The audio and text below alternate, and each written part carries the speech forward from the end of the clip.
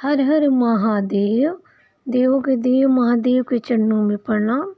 मैया भवानी के चरणों में प्रणाम। मेरे प्रणाम को स्वीकार करें। एक गांव में एक बूढ़ी माता रहती थी। उनके एक लड़का और एक लड़की थे। तो उनकी लड़की जो थी शिव गुरु की बहुत बड़ी भक्त थी, लेकिन भाई बहन में हमेशा आपस में लड़ते झगड़ते रहते थे, जिससे बूढ़ी माता परेशान रहती थी। समय बीतता गया, लड़की बड़ी हो गई, लड़की का शादी हो गया, वो ससुराल चली गई। कुछ दिनों के बाद भाई दूज का पर्व आया, तो लड़का बोला अपनी माँ से, बूढ़ी माँ से, कि माँ मैं जाऊँगा बहन के पास, बहन के घर मिलने के लिए। उसकी माँ ने बोली, वो हमेशा तुमसे झगड़ा करती थी, तुम किस लिए मिलने जा रहे हो। लेकिन वो लड़का नहीं माना, बोला कि नहीं माँ मैं जाऊँगा। वो अपने बहन के घर चल दिया। कुछ दूर गया तो एक नदी पार करना था। तो जैसे ही नदी के किनारे पहुँचा, नदी बोली, मैं तुम्हारा काल हूँ, अगर मेरे अंदर से होके पार करोगे तो मैं तुम्हें निगल जाऊँगा। तो लड़का बोला कि आज मैं अपनी बहन से मिलने जा रहा हूँ बहुत दिनों के बाद, जब मैं उधर से लौटूँगा तब मुझे निगलना। नदी मान गई और उसको पार जाने दिया। कुछ दूर और गया तो जंगल से गुजरना था, तो वहाँ एक सर्प मिला। सर्प बोला कि मैं तुम्हें डस लूँगा, जिससे तुम्हारी मृत्यु हो जाएगी। फिर वही बात लड़का बोला कि मैं अपनी बहन के घर जा रहा हूँ बहुत दिनों के बाद, उधर से लौटूँगा तब मुझे डस लेना। ऐसा सुन के सांप ने उसका लड़के का रास्ता छोड़ दिया। फिर कुछ दूर आगे गया, जंगल में तेरे को बाघ दिखाई दिया। बाघ बोला मैं तुम्हें खा जाऊँगा, आज तुम्हारी मृत्यु हो जाएगी।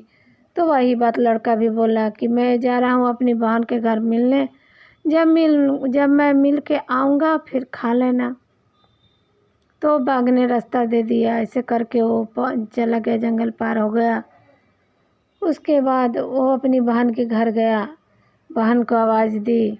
बहन बहुत खुश हुई, अपने भाई को देख के अंदर ले गई और बहुत आदर सत्कार किया, खाना पीना बना के खिलाया पिलाया और उसको विश्राम करने के लिए कह दी। बोली कि कुछ दिन यहाँ रुको तब जाना वापस। भाई ने बात मान ली, बहन के घर कुछ दिन बिताया। एक दिन बोला कि अब मैं अपने घर जाऊँगा, क्योंकि माँ वहाँ अकेली होगी। तो बहन बोली कि ठीक है, कल चले जाना। बहन ने क्या किया कि भाई के उठने से पहले ही सुबह उठ के चक्की में गेहूं का आटा पीसी और उसका लड्डू बना के भाई को दे दी। कुछ लड्डू अपने बच्चों के लिए रख दी कि बोली भाई से कि रास्ते में खा लेना। अभी भाई लेके लड्डू गया था, तब तक उसके बच्चे लड्डू मांगने लगे। उसने अपने बच्चों को लड्डू मतलब कि खाने के लिए दिया, तो देखा कि सारे लड्डू एकदम नीला हो गए हैं। उसने चक्की को जाकर उठा कर देखा तो अंधेरे में ही गेहूं को पीसी थी, उसी के बीच में, गेहूं के बीच ही एक सांप का बच्चा उसमें पिसा गया था, जिससे वो सारे लड्डू जहरीले हो गए थे। अब बच्चों से को लड्डू न देख के सारे फेंक दी और अपने भाई के पास दौड़ चली। दौड़ते दौड़ते गई तो उसका भाई अभी एक जंगल में एक पेड़ के नीचे बैठ के आराम कर रहा था। वो गई और बोली कि जो मैंने लड्डू दिया था वो तुमने खाया तो नहीं। भाई बोला अभी तो मैंने नहीं खाया, देख तेरा लड्डू मैंने पेड़ पे टांग के रखा है। और लड़की ने क्या किया, पेड़ पर से लड्डू उतार के नीचे ज़मीन में गड्ढा खोन के गाड़ दी और भाई को सारी बात बताई कि ऐसा ऐसा है बात है और लड्डू जहरीले हो गए। तो भाई ने कहा कि एक से तो तुमने जान बचा लिया, मैंने तो अपने पीछे कितने को वचन दे के आया हूँ, वो लोग मैं जान ले लेंगे। लड़की कुछ देर बैठने के बाद बोली भाई मुझे बहुत ज़ोर से प्यास लगी है, मुझे पानी पीना है। तो उसके भाई ने बोला कि मैं ला के दे दूँ तो हूँ, पानी पास में एक नदी है, लड़की बोली नहीं भैया, मैं ही खुद जाके पी के आती हूँ, तब तक तुम बैठो।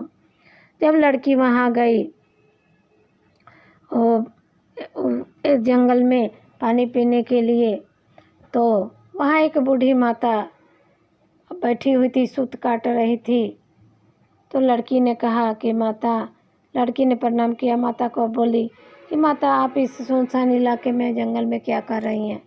तो बूढ़ी माता बोली कि मैं विधाता हूँ, सूत काट रही हूँ, किसी एक बहन की भाई का प्राण जाने वाला है, उसी की मैं तैयारी कर रही हूँ। तो लड़की समझ गई, बोली कि माता उसका क्या उपाय है जिससे वो बहन अपने भाई को बचा सके। तो विधाता ने कहा कि उसको अगर तुम उसके शादी होने तक अगर उसके रक्षा हो जाएगी, उसकी बहन उसकी रक्षा कर देगी और उसके घर जाके उसको अपने भाई को गाली दे के और आएगी जब तक उसका शादी नहीं हो जाता, और उसकी बहन उससे दूर रहेगी, तभी मतलब उसका कष्ट दूर हो जाएगा। वो लड़की समझ गई क्या करना है। वो अपने भाई के पास आई और बोली भैया मैं तुम्हें गांव तक छोड़ने चलूँगी।